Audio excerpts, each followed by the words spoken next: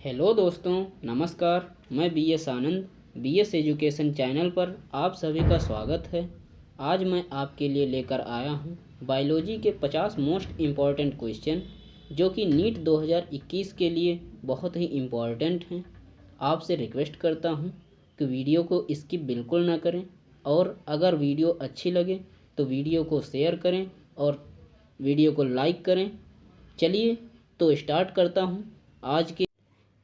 आज का पहला क्वेश्चन है हमारा, एंजाइमों के संदर्भ में कौन सा कथन उचित है। क्वेश्चन ध्यान से पढ़िएगा।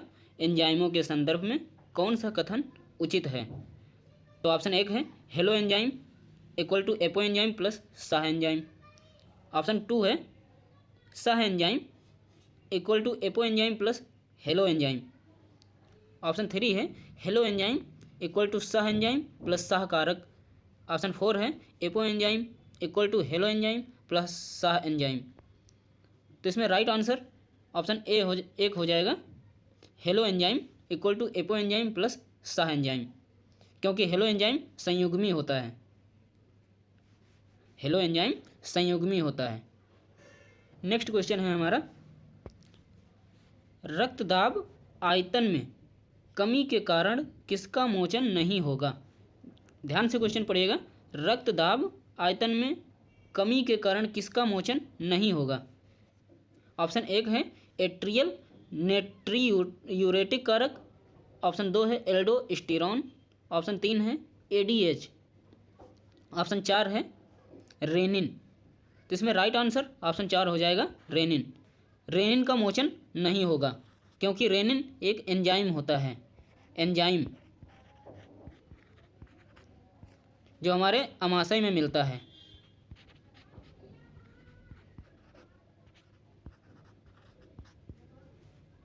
क्वेश्चन नंबर 3 है हमारा, लीवर कुन प्रगहिका की कौन सी कोशिकाएं एंटीबैक्टीरियल लाइसोजाइम स्रावित करती हैं। लीवर कुन प्रगहिका की कौन सी कोशिकाएं एंटीबैक्टीरियल लाइसोजाइम स्रावित करती हैं। Antibacterial lysozyme. तो इसमें ऑप्शन 1 है पैनेथ कोशिकाएं। ऑप्शन 2 है लाइमोजिन कोशिकाएं। ऑप्शन 3 है कुफर कोशिकाएं। ऑप्शन 4 है रंजी कोशिकाएं। तो इसमें राइट आंसर हमारा ऑप्शन 1 हो जाएगा, पैनेथ कोशिकाएं। पैनेथ कोशिकाएं जो कि लाइसोजाइम का श्रावण करती हैं, जो कि मानव की आंत में पाई जाती हैं। मानव की आंत में पाई जाती हैं। याद रखना है, क्वेश्चन इंपॉर्टेंट है। क्वेश्चन नंबर 4 है हमारा, निम्नलिखित में से कौन बहुलकी नहीं है। निम्नलिखित में से कौन बहुलकी नहीं है। ऑप्शन 1 है प्रोटीन। ऑप्शन 2 है पॉलीसेकेराइड। ऑप्शन 3 है लिपिड। ऑप्शन 4 है न्यूक्लिक अम्ल। तो इसमें बहुलकी न्यूक्लिक अम्ल नहीं होता है। न्यूक्लिक अम्ल जो न्यूक्लियोटाइड का पॉलीसेकेराइड होता है, न्यूक्लियोटाइड का पॉलीसेकेराइड होता है, इसलिए यह बहुलकी नहीं होगा। क्वेश्चन नंबर 5 है हमारा, एक आवृत पादप में कार्यशील गुर बीजाणु से क्या विकसित होता है। एक आवृत बीजी पादप से कार्यशील गुर बीजाणु से क्या विकसित होता है। तो ऑप्शन 1 है भ्रूणपोष। ऑप्शन 2 है भ्रूणकोष। ऑप्शन 3 है भ्रूण। ऑप्शन 4 है बीजांड। इसमें राइट आंसर ऑप्शन 2 हो जाएगा, भ्रूणकोष। भ्रूणकोष आवृत बीजी पादप जो है गुर बीजाणु से भ्रूणकोष विकसित होता है। तो राइट आंसर भ्रूणकोष हो जाएगा। याद रखना, ये इंपॉर्टेंट क्वेश्चन है। नेक्स्ट क्वेश्चन है हमारा, माइलिन आच्छादन किसके द्वारा उत्पन्न होता है। माइलिन आच्छादन किसके द्वारा उत्पन्न होता है। ऑप्शन 1 है तारा कोशिका एवं श्वान कोशिकाएं, ओलिगोडेंड्रोसाइट्स एवं अस्थिशोषक एवं तारा कोशिकाएं, श्वान कोशिकाएं एवं ओलिगोडेंड्रोसाइट। तो राइट आंसर इसमें हमारा ऑप्शन नंबर 4 हो जाएगा, राइट आंसर श्वान कोशिकाएं एवं ओलिगोडेंड्रोसाइट। क्वेश्चन नंबर 7 है हमारा, सम्मोहक और पारितोषित किसके लिए आवश्यक होते हैं। सम्मोहक का मतलब होता है कीट। सम्मोहक कीट से रिलेटेड है, कीट। और पारितोषित परागण से रिलेटेड है। तो इसमें ऑप्शन 1 दिया है कीट परागण, ऑप्शन 2 है जल परागण, ऑप्शन 3 है अनुन्मीलिय परागण, ऑप्शन 4 है वायु परागण। तो इसमें ऑप्शन ए सही हो जाएगा कीट परागण, क्योंकि सम्मोहक का मतलब होता है कीट और पारितोषित का मतलब होता है परागण। तो इसमें राइट आंसर कीट परागण हो जाएगा। क्वेश्चन नंबर 8 है हमारा, तंत्र पेशियों के ग्राही स्थान कहाँ पर स्थित होते हैं? तंत्र पेशियों के ग्राही स्थान कहाँ पर स्थित होते हैं? ऑप्शन 1 है हमारा पूर्व सिनेप्टिक झिल्ली में, ऑप्शन 2 है तंत्रकाक्ष के सिरों पर, ऑप्शन 3 है पश्च सिनेप्टिक झिल्ली में, ऑप्शन 4 है सिनेप्टिक आसियों की झिल्ली में। तो राइट आंसर इसमें हमारा पश्च सिनेप्टिक झिल्ली में हो जाएगा। तंत्र पेशियों के ग्राही स्थान पश्च सिनेप्टिक झिल्ली में उपस्थित होते हैं। क्वेश्चन नंबर 9 है हमारा, नारियल का फल किस प्रकार का है? नारियल तो देखे ही होंगे। ऑप्शन 1 है सरस फल, ऑप्शन 2 है दृढ़ फल, ऑप्शन 3 है संपुट फल, ऑप्शन 4 है अष्ठिल फल। तो राइट आंसर इसमें ऑप्शन 4 हो जाएगा अष्ठिल फल। नारियल का फल अष्ठिल फल की प्रकार का होता है। क्वेश्चन नंबर 10 है हमारा, वयस्क मानव की आरबीसी अकेंद्रकीय होती हैं, निम्न में से कौन से कथन इस लक्षण की सबसे उचित व्याख्या करते हैं? इसमें स्टेटमेंट दिए गए हैं। ऑप्शन 1 है इन्हें प्रजनन करने की आवश्यकता नहीं है, ये कायिक कोशिकाएं हैं, ये उपापचय नहीं करती हैं, इनका समस्त आंतरिक स्थान ऑक्सीजन संवहन के लिए उपलब्ध है, क्योंकि आरबीसी तो ऑक्सीजन का संवहन ही करती है, ट्रांसपोर्ट ऑफ ऑक्सीजन। ये भी सही हो गया। इन्हें प्रजनन करने की आवश्यकता नहीं है, आरबीसी प्रजनन तो करती ही हैं, इसलिए ये गलत हो गया।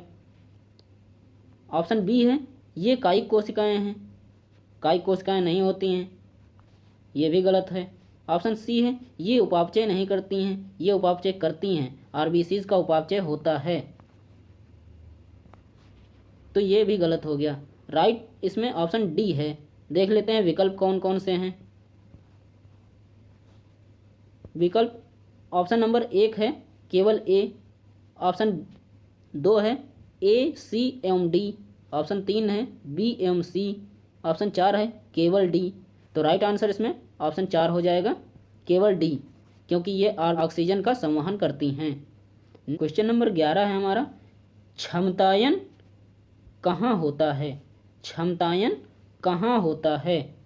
ऑप्शन 1 है अधिवृषण, ऑप्शन 2 है शुक्रवाहक, ऑप्शन 3 है मादा जनन क्षेत्र, ऑप्शन 4 है वृषण जलिका। राइट आंसर हमारा ऑप्शन 3 हो जाएगा मादा जनन क्षेत्र। क्वेश्चन नंबर 12, निम्नलिखित में से कौन चर्म लवणी दशाओं में पाए जाते हैं? चर्म लवणी दशाओं में पाए जाते हैं। तो ऑप्शन 1 है यू बैक्टीरिया, ऑप्शन 2 है साइनोबैक्टीरिया, ऑप्शन 3 है माइकोबैक्टीरिया, ऑप्शन 4 है आद बैक्टीरिया।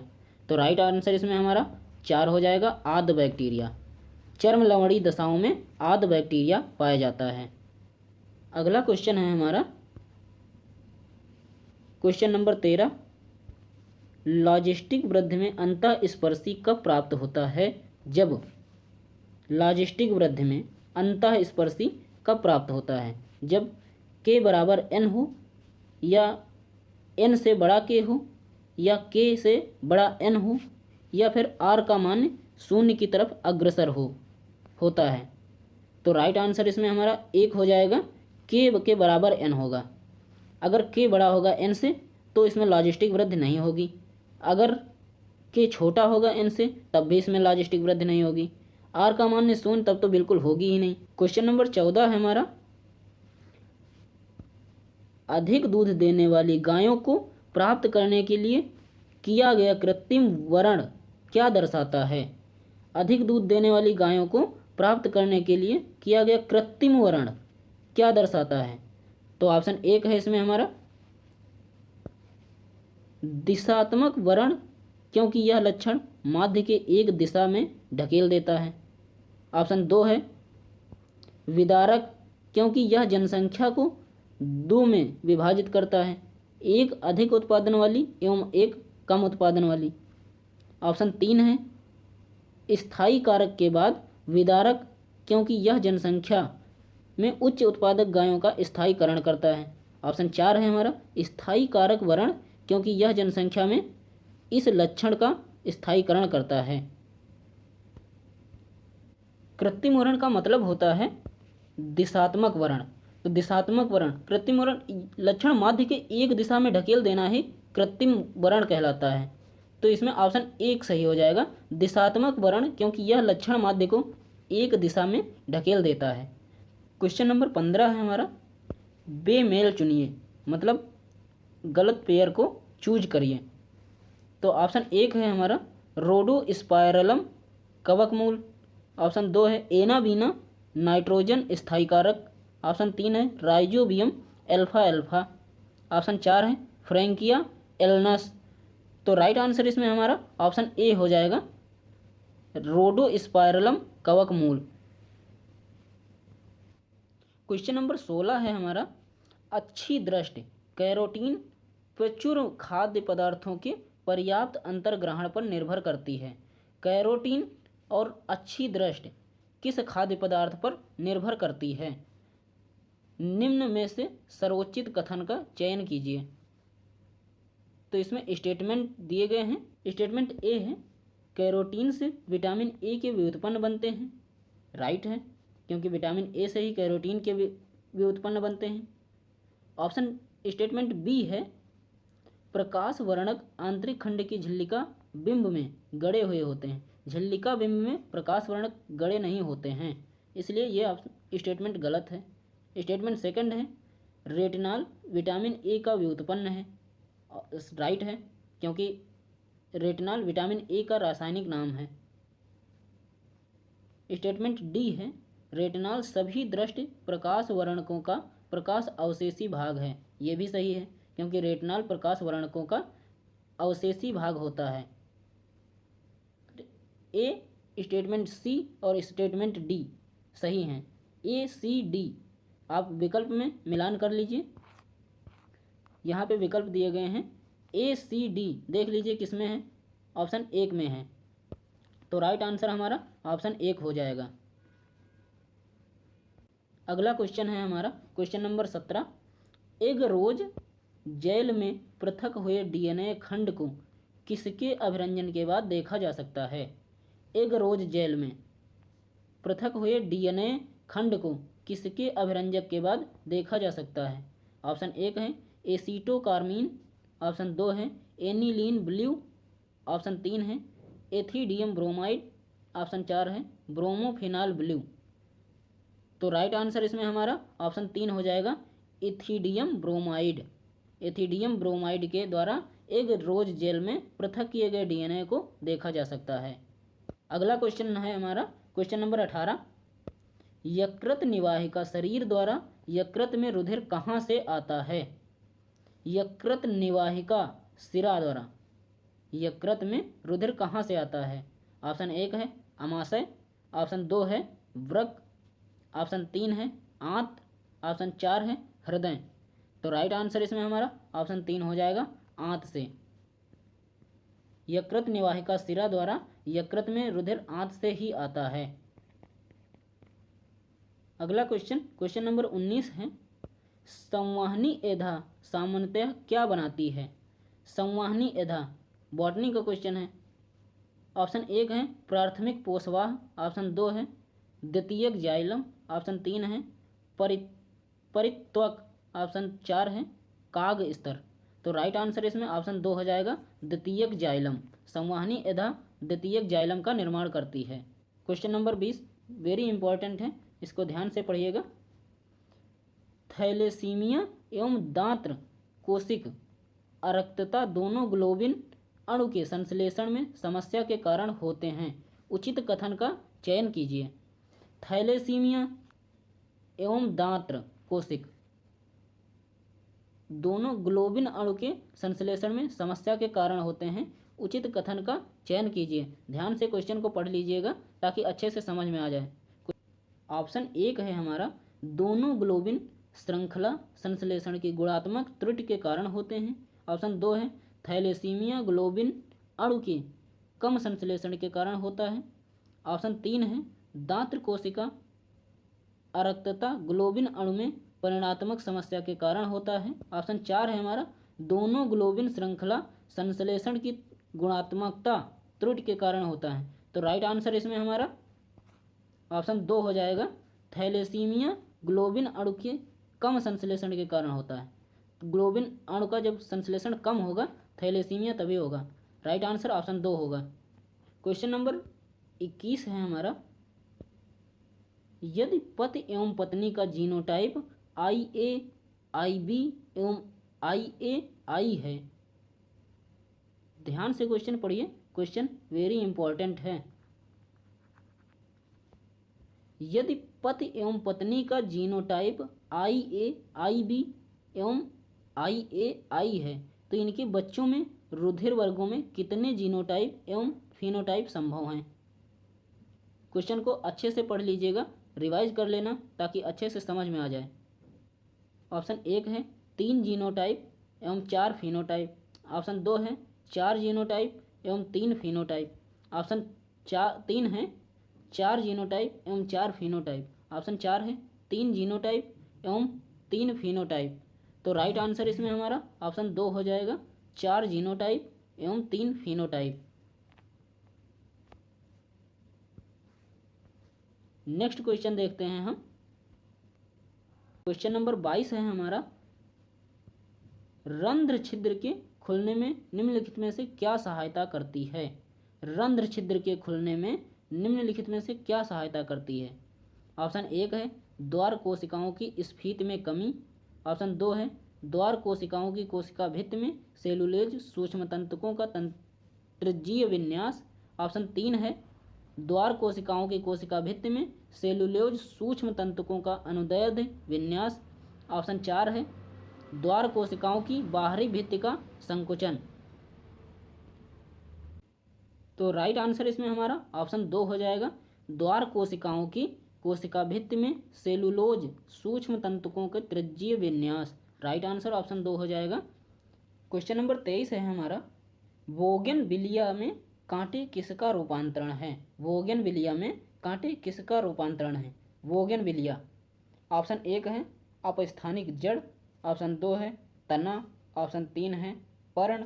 ऑप्शन 4 है अनुपर्ण। तो राइट आंसर इसमें हमारा ऑप्शन 2 हो जाएगा, तना। बोगनविलिया में कांटे तने का रूपांतरण है। राइट आंसर ऑप्शन 2 हो जाएगा। क्वेश्चन नंबर 24 है हमारा, निम्न में से कौन संकटमयी प्राणी एवं पौधा को बाह्य स्थानीय संरक्षण से संबंधित है। संकटमयी प्राणी एवं पौधा बाह्य स्थानीय संरक्षण से संबंधित है। ऑप्शन 1 है जैव विविधता हॉट स्पॉट। ऑप्शन 2 है अमेजन वर्षा प्रचुर वन। ऑप्शन 3 है हिमालयन क्षेत्र। ऑप्शन 4 है वन्य प्राणी सफारी पार्क। तो राइट आंसर इसमें हमारा ऑप्शन 4 हो जाएगा, वन्य प्राणी सफारी पार्क। संकटमय प्राणी एवं पौधों को वन्य सफारी पार्क से संरक्षण किया गया है। अगला क्वेश्चन है हमारा क्वेश्चन नंबर 25, मूल रोम किस क्षेत्र से विकसित होते हैं।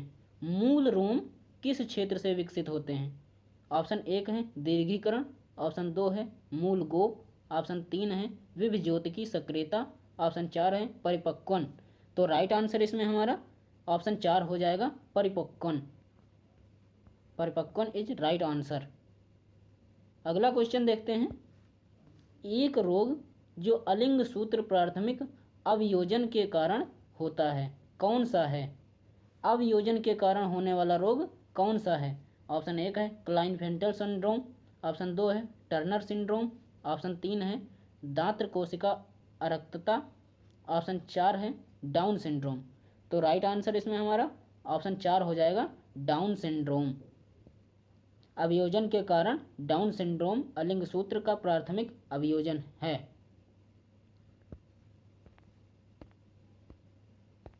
क्वेश्चन नंबर 27 है, शुद्ध जल का जल विभव कितना होता है। शुद्ध जल का जल विभव कितना होता है। तो ऑप्शन 1 है 0 से कम। ऑप्शन 2 है 0 से अधिक परंतु 1 से कम। ऑप्शन 3 है 1 अधिक। ऑप्शन 4 है 0। तो राइट आंसर इसमें हमारा ऑप्शन 4 हो जाएगा शून्य। राइट आंसर हमारा ऑप्शन 4 हो जाएगा शून्य। शुद्ध जल का जल विभव अशून्य होता है। क्वेश्चन नंबर 28 है, निम्नलिखित में से कौन सा विकल्प सूत्री विभाजन के दौरान होने वाली घटनाओं का सही अनुक्रम दर्शाता है?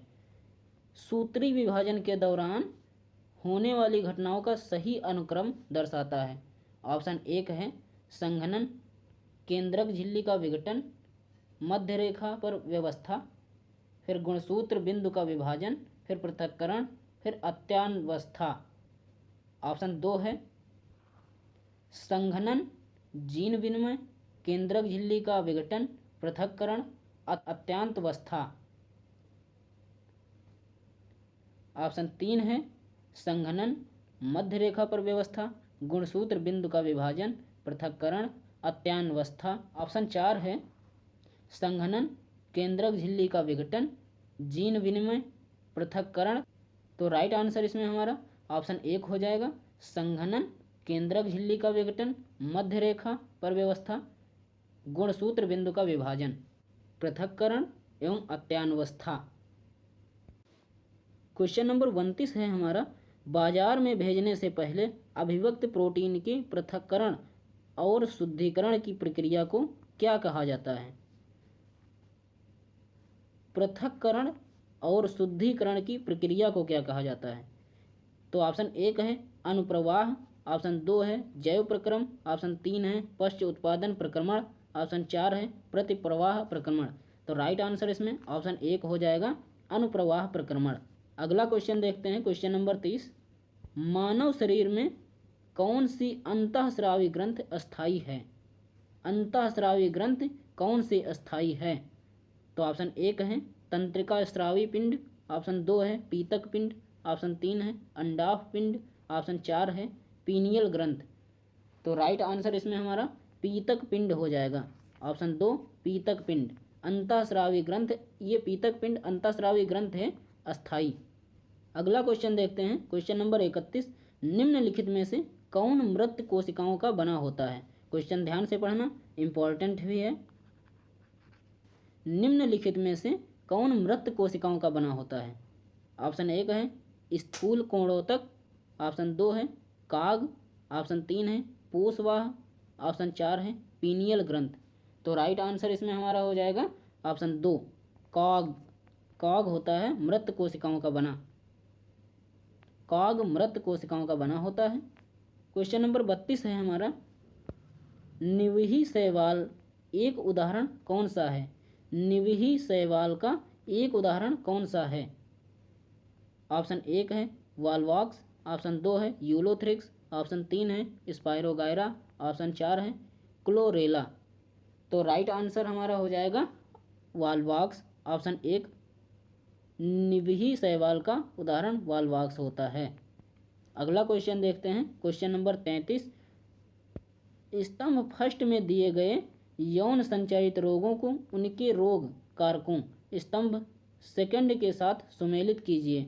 यहाँ पर सेकंड होगा, सेकंड के साथ सुमेलित कीजिए, विकल्प का चयन कीजिए। एड्स, एड्स का कॉजिंग एजेंट जो होता है वो HIV होता है।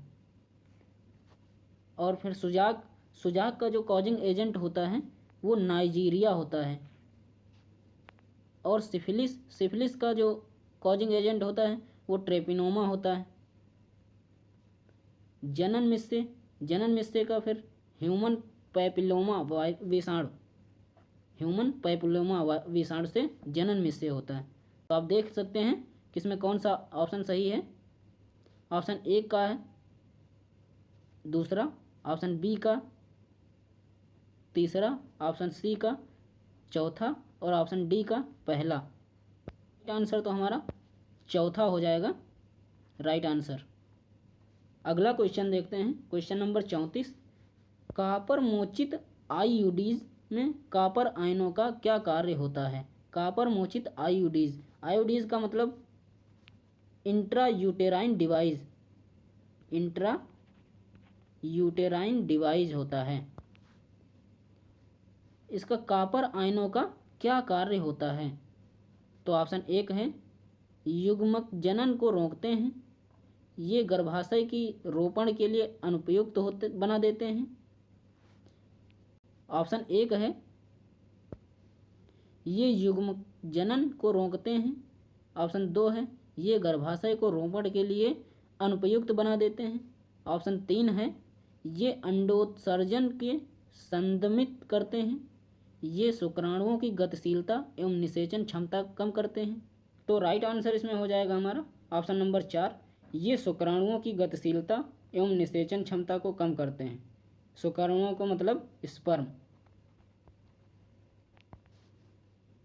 क्वेश्चन नंबर 35 देख लेते हैं हम। निम्नलिखित में से कौन सा वाहित मल उपचार में निलंबित हुए ठोसों को निकालता है? निलंबित हुए ठोसों को निकालता है।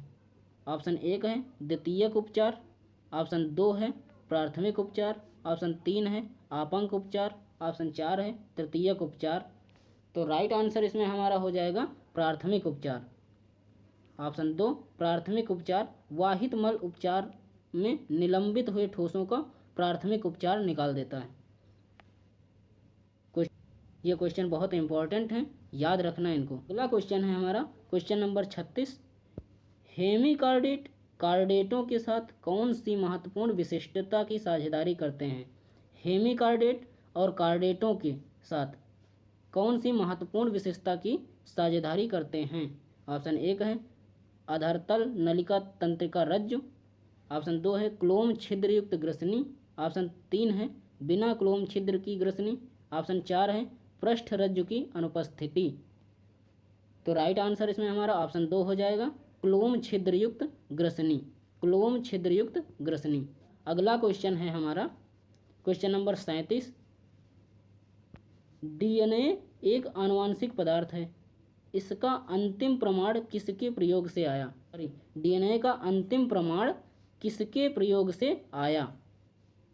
ऑप्शन एक है हर्शे और चेस, ऑप्शन दो है आवरी, मैकलॉड और मैककार्टी, ऑप्शन तीन है हरगोविंद खुराना, ऑप्शन चार है गिफिथ।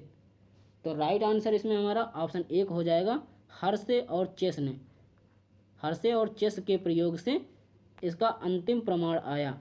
क्वेश्चन नंबर 38 है हमारा। निम्नलिखित में से मटर के कौन से लक्षण पर मेंडल द्वारा अपने प्रयोगों में विचार नहीं किया गया था? मेंडल ने मटर के पौधे पर कौन सा अपने प्रयोगों में विचार नहीं किया था?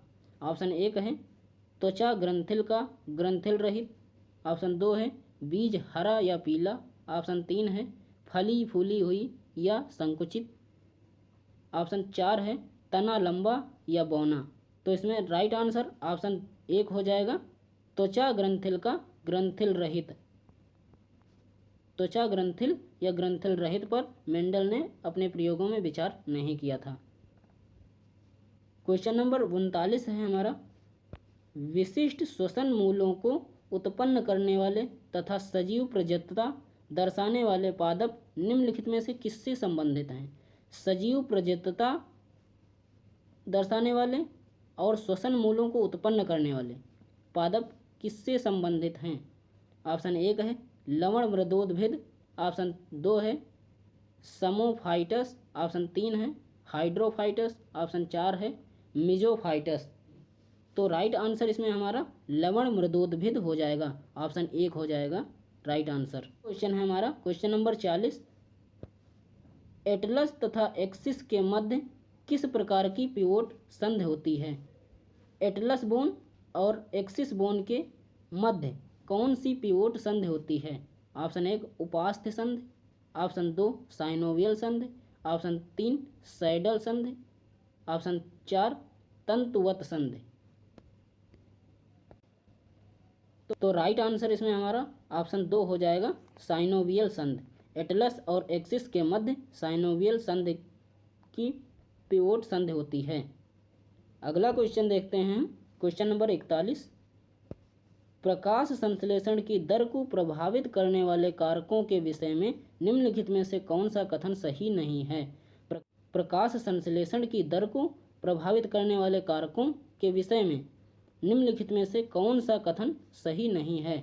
तो ऑप्शन एक है वायुमंडलीय CO2 की सांद्रता 0.05% तक बढ़ने से यह CO2 स्थिरीकरण की दर बढ़ा सकती है।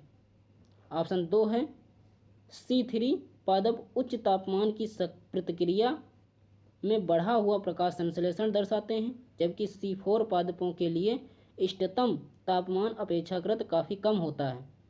कुछ ऑप्शन नंबर तीन है टमाटर एक हरित गृह फसल है जिसे उच्च उपज पाने के लिए CO2 प्रचुरित वायुमंडल में उगाया जा सकता है।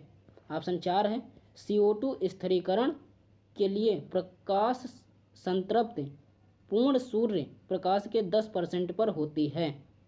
राइट आंसर इसमें ऑप्शन नंबर दो हो जाएगा। ऑप्शन नंबर दो सही हो जाएगा राइट आंसर। अगला क्वेश्चन है क्वेश्चन नंबर 42। DNA के खंड कैसे होते हैं? DNA के खंड कैसे होते हैं? ऑप्शन एक है ऋणात्मक आवेशित, ऑप्शन दो है उदासीन, ऑप्शन तीन है वे अपने आमाप के अनुसार धनात्मक या ऋणात्मक अवशोषित होते हैं, ऑप्शन चार है धनात्मक या आवेशित। तो राइट आंसर इसमें हमारा ऑप्शन एक हो जाएगा ऋणात्मक आवेशित। ऋणात्मक आवेशित DNA के खंड ऋणात्मक आवेशित होते हैं। क्वेश्चन नंबर 43 है हमारा निम्न में कौन सा अवयव बैक्टीरियल कोशिका को चिपकने से की विशिष्टता प्रदान करता है? ऑप्शन नंबर एक है केंद्रकीय झिल्ली, ऑप्शन दो है प्लाज्मा झिल्ली, ऑप्शन तीन है ग्लाइकोकैलिक्स, ऑप्शन चार है कोशिका भित्ति। तो राइट आंसर इसमें हमारा ऑप्शन नंबर तीन हो जाएगा ग्लाइकोकैलिक्स। ग्लाइकोकैलिक्स। क्वेश्चन नंबर 44 है निम्न में कौन सा विकल्प अग्नाशयी रसों के संयोजन को सर्वोचित रूप से दर्शाता है? अग्नाशयी रसों के संयोजन को सर्वोचित रूप से दर्शाने वाला विकल्प ऑप्शन एक है हमारा amylase, pepsin, trypsinogen, maltase, option दो है peptidase, amylase, pepsin, rennin, option number तीन है lipase, amylase, trypsinogen, procarboxypeptidase, option number चार है एमाइलेज, पेप्टिडेज, ट्रिप्सिनोजन, रेनिन। तो राइट आंसर इसमें हो जाएगा हमारा ऑप्शन नंबर तीन lipase, amylase, trypsinogen, procarboxypeptidase. Right answer हमारा हो जाएगा ऑप्शन नंबर तीन। क्वेश्चन नंबर 45 है हमारा निम्न में कौन जलीय स्तनपायियों का उचित समूह है? स्तनपायियों का उचित समूह कौन सा है? ऑप्शन एक है डॉल्फिन, सील, ट्राइगोन, ऑप्शन दो है व्हेल, डॉल्फिन, सील, ऑप्शन तीन है ट्राइगोन, व्हेल, सील, ऑप्शन चार है सील, डॉल्फिन, शार्क। तो राइट आंसर इसमें हो जाएगा ऑप्शन नंबर दो व्हेल, डॉल्फिन और सील। ये स्तनपायियों का उचित समूह है। अगला क्वेश्चन देखते हैं क्वेश्चन नंबर 46। फल और पत्तियों के समय पूर्व झड़ने को किसके उपयोग से रोका जा सकता है? फल और पत्तियों के समय पूर्व झड़ने को किसके उपयोग से रोका जा सकता है? ऑप्शन एक है एथिलीन, ऑप्शन दो है ऑक्सीजन, ऑप्शन तीन है जिब्रेलिक अम्ल, ऑप्शन चार है साइटोकाइनिन। तो राइट आंसर इसमें हो जाएगा ऑक्सीजन। ऑक्सीजन से फल और पत्तियों को झड़ने से रोका जा सकता है। अगला क्वेश्चन देखते हैं क्वेश्चन नंबर 47। नर मेढक में शुक्राणुओं के स्थानांतरण के उचित मार्ग का चयन कीजिए। नर मेढक में जैसे कि टोड, नर मेढक में शुक्राणुओं के स्थानांतरण के उचित मार्ग का चयन कीजिए। ऑप्शन एक है हमारा वृषण, शुक्रवाहिकाएं, वृक्क, शुक्राशय, मूत्र जनन वाहिनी, अवस्कर। ऑप्शन दो है हमारा वृषण, शुक्रवाहिकाएं, बीडरनाल, मूत्रवाहिनी, अवस्कर। ऑप्शन तीन है वृषण, शुक्रवाहिकाएं, वृक्क, बीडरनाल, मूत्र जनन वाहिनी, अवस्कर। तो इसमें राइट आंसर हमारा ऑप्शन नंबर थ्री हो जाएगा वृषण, शुक्रवाहिकाएं, वृक्क, बिडरनाल एवं मूत्र जनन वाहिनी, अवस्कर। क्वेश्चन नंबर 48 है हमारा, एक दंपति जिसके पुरुष में शुक्राणुओं की संख्या बहुत कम है, उनके लिए निषेचन की कौन सी तकनीक उचित रहेगी? तो ऑप्शन 1 है gamete intracytoplasmic fallopian transfer, option 2 है कृत्रिम वीर्य सचेन, ऑप्शन 3 है अंतःगर्भाशय, ऑप्शन 4 है अंतःगर्भाशय स्थानांतरण। तो राइट आंसर इसमें हमारा हो जाएगा ऑप्शन नंबर 2 कृत्रिम वीर्य सचेन। कृत्रिम वीर्य सचेन सही रहेगा।